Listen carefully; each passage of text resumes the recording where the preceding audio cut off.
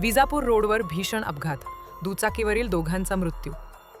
सोलापूर-विजापूर रोडवरील हत्तूर परिसरात पहाटे झालेल्या भीषण अपघातात दुचाकीवरील दोघांचा मृत्यू झाला. या घटनेमुळे परिसरात हळहळ व्यक्त होत आहे.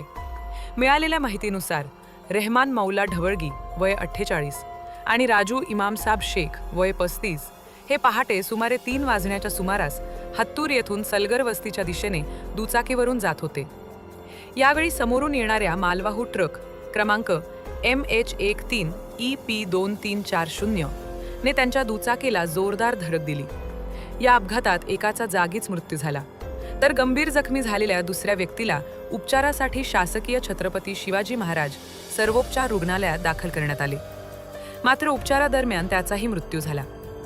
या दुर्दैवी घटनेची नोंद संबंधित पोलीस ठाण्यात करण्यात आली असून पुढील तपास सुरू आहे.